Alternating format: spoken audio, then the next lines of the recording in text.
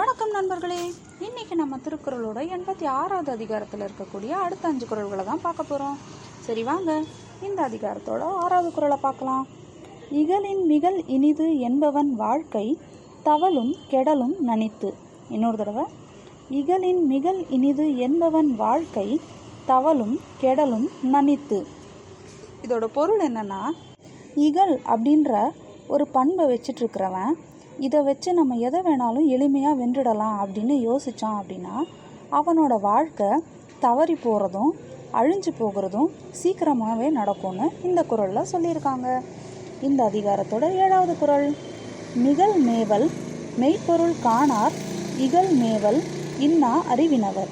இன்னொரு தடவை, மிகல் மேவல் மெய்ப்பொருள் காணார் இகல் மேவல் இன்னா அறிவினவர்.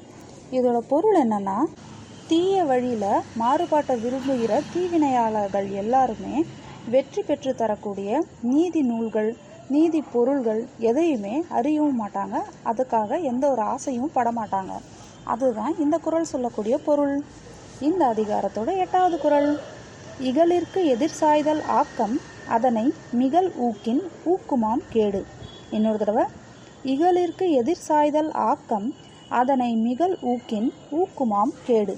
இதோட பொருள் என்னன்னா, இகல் அப்படின்ற தீவினை மாறுபாட்டை விரும்புகிற இந்த பண்புக்கு நாம் எதிர் சாய்ந்து, அதாவது எதிர்த்து நிற்கிறது ஒரு ஆக்கத்தை உருவாக்குமா. அதே மாதிரி அந்த பண்பை ஊக்கப்படுத்திட்டே இருந்தோம் அப்படின்னா அது நமக்கு கேடு தான் விளைவிக்கும்னு இந்த குறளில் சொல்கிறாங்க.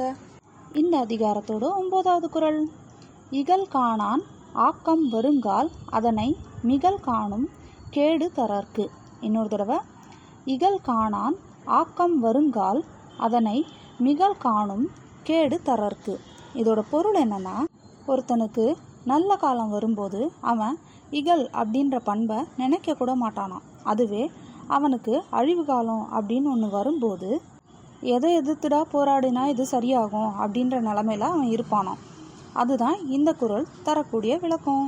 இந்த அதிகாரத்தோட கடைசி குறள். இகலான் ஆம் இன்னாத எல்லாம் நகலான் ஆம் நன்னயம் எனும் செருக்கு. இன்னொரு தடவை, இகலான் ஆம் எண்ணாத எல்லாம் நகலான் ஆம் நன்னயம் எனும் செருக்கு. இதோட பொருள் என்னன்னா, ஒருவனுக்கு இகல் அப்படின்ற மாறுபாடுனால துன்பங்கள் மட்டும்தான் உண்டாகுமா.